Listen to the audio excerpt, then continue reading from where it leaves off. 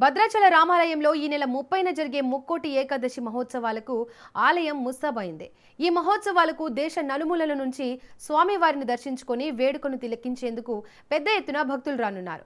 భక్తుల సౌకర్యార్థం అధికారులు ప్రత్యేక ఏర్పాట్లతో పాటు ఇందుకు సంబంధించిన రూట్ మ్యాప్ ని సిద్ధం చేశారు. ముక్కోటి ఏకాదశికి ఉత్తర ద్వార దర్శనం చేసుకునేందుకు వచ్చే భక్తులకు రద్దీ దృష్ట్యా భద్రతా ఏర్పాట్లను అధికారులు పర్యవేక్షిస్తున్నారు. ఇదే అంశానికి సంబంధించి మరింత సమాచారాన్ని మా భద్రాచలం నుంచి మా ప్రతినిధి నవీన్ అందిస్తారు.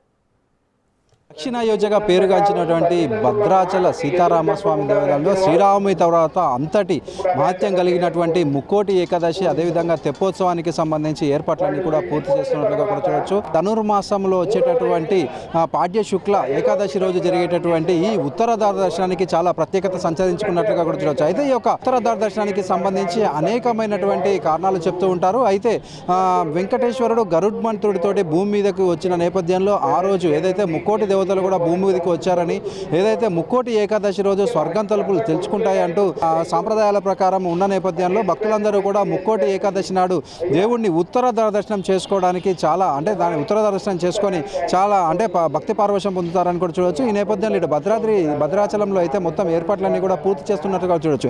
అయితే మనం విజువల్స్లో చూసుకుంటే ఏదైతే ఇదే ద్వారం గుండా భద్రాచల సీతారామచంద్ర స్వామి అయితే మనకి ఉత్తరాధార దర్శనం ద్వారా ఈ భక్తులకు అయితే దర్శనాన్ని కల్పిస్తారు. ఏదైతే 30వ తారీఖు ఉదయం 5 గంటల నుంచి ఈ యొక్క ఉత్తరాధార దర్శనం అనేది ప్రారంభమవుతుంది. అయితే ఈ యొక్క ఉత్తరాధార దర్శనానికి ముందు రోజు తెప్పోత్సవం నిర్వహిస్తారు. ఈ తెప్పోత్సవంలో సీతారామ సహిత రాముడిని ఈ యొక్క భద్రాచల గోదావరిలో విహరించే అనంతరం తెప్పోత్సవం నిర్వహిస్తారు. అక్కడ చాలా ఘనంగా చేస్తారు. దాని అనంతరం ఏదైతే ఇక్కడ ఉదయం 5 గంటలకు ఈ యొక్క ఉత్తరాధార దర్శనం ద్వారా రాముడు అయితే అందరికీ దర్శనం ఇస్తారు. అయితే దీనికి సంబంధించి గ్యాలరీలు మొత్తం కూడా ఇప్పుడు ఏర్పాట్లు చేస్తున్న పరిస్థితి కూడా ఉంది. విఐపి గ్యాలరీలు, వివిఐపి గ్యాలరీలు కావచ్చు, లేకపోతే అన్ని విధాలుగా ఇటు టికెట్లు కూడా అన్ని రేంజ్లలో కూడా టికెట్లను కూడా అందుబాటులో ఉంచినట్టు ఆలయ ఈవో కూడా చెప్పిన పరిస్థితి కూడా ఉంది.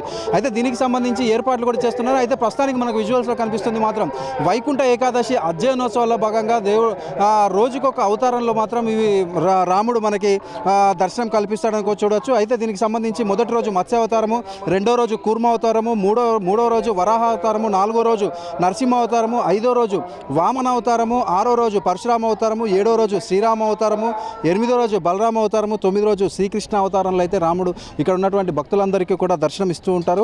అయితే దీనికి సంబంధించి ఇటు తెలంగాణ రాష్ట్రంలోనే కాకుండా ఇటు ఉమ్మడి తెలుగు రాష్ట్రాలతో పాటు ఇటు ఒరిస్సా, ఛత్తీస్గఢ్ రాష్ట్రాల నుంచి కూడా అనేక మంది భక్తులు కూడా దీంట్లో ఈ యొక్క ఉత్తరాధార దర్శనం చేసుకునేందుకు అయితే ఇక్కడ భద్రాచలానికి చేరుకుంటారు. అయితే ఈ తెలంగాణ రాష్ట్ర వ్యాప్తంగా కూడా ఇటు భద్రాచలం కావచ్చు, యాదగిరిగుట్ట ఇలా అనేక ప్రాంతాల్లో కూడా ఈ ఉత్తరాధార దర్శనం చేస్తున్నా కూడా దక్షిణ అయోధ్యగా పేరుగాంచినటువంటి భద్రాచలంలో మాత్రం ఈ యొక్క ఉత్తరాధార దర్శనానికి సంబంధించి చాలా ప్రతిష్టతను నెలకొంది. అయితే ఇక్కడికి దీనిని దర్శించుకునే దానికి కొన్ని వేల మంది కూడా ఈ యొక్క భద్రాచలం చేరుకుంటూ ఉంటారు. అదేవిధంగా తెప్పోత్సవం కనుల పండుగగా జరిగేటటువంటి తెప్పోత్సవాన్ని కూడా తిలకించేందుకు ఇక్కడికి వస్తూ ఉంటారు. హింసవాహనంలో ఉన్నటువంటి లాంచీలో ఈ యొక్క రాముడు, లక్ష్మణుడు, సీత వీరందరినీ కూడా ఈ యొక్క గోదావరి నదిలో దాన్ని విహరింప చేస్తూ అక్కడ బాణాసంచాలు కావచ్చు, లేకపోతే అక్కడ చేసేటటువంటి ఈ యొక్క తెప్పోత్సవానికి సంబంధించి అనేక మంది ప్రతి సంవత్సరం కూడా భద్రాచలం చేరుకుంటూ ఉంటారు. అదేవిధంగా ఉత్తరాధార దర్శనానికి కూడా అనేక మంది కూడా వస్తుంటారు. దీనికి సంబంధించి ఉమ్మడి జిల్లాకు చెందినటువంటి మంత్రులందరూ కూడా ఇక్కడికి వచ్చే అవకాశం ఉన్నట్లుగా కూడా తెలుస్తుంది. అదేవిధంగా జడ్జెస్ కావచ్చు, లేకపోతే అందరూ కూడా వస్తున్న నేపథ్యంలో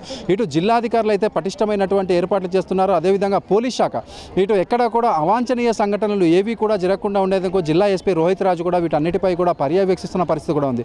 మొత్తంగా మనం చూసుకుంటే ఏదైతే ముక్కోటి ఏకాదశికి సంబంధించి ఉత్తరాధార దర్శనం ఉన్న నేపథ్యంలో ఇటు భద్రాచలంలో అన్ని ఏర్పాట్లు కూడా పూర్తి చేశామంటూ కూడా ఇక్కడ ఆలయ ఈవో చెప్పిన పరిస్థితి కూడా ఉంది. ఈ సంవత్సరం నుంచి నదీ హారతి కూడా చేయాలంటూ కూడా జిల్లా కలెక్టర్ ఆదేశించిన నేపథ్యంలో నదీ హారతిని కూడా చూసేందుకు అనేక మంది కూడా ఇక్కడికి గోదావరి ఒడ్డుకు వస్తున్నారు. ఈ రోజు నుంచి నదీ హారతి కూడా ప్రారంభంగా అవుతుంది. అదేవిధంగా ఏరు ఉత్సవాలు కూడా ఈ రోజు నుంచే ప్రారంభంగా అవుతున్నాయి. సాంస్కృతిక కార్యక్రమాలు కూడా ఈ యొక్క ఏదైతే ముక్కోటికి సంబంధించినటువంటి సాంస్కృతిక కార్యక్రమాలు కూడా ఈ రోజు నుంచే ప్రారంభంగా అవుతున్న నేపథ్యంలో ఇటు భక్తుల తాకిడైతే భద్రాచలానికి పెరుగుతుందని కూడా చూడవచ్చు.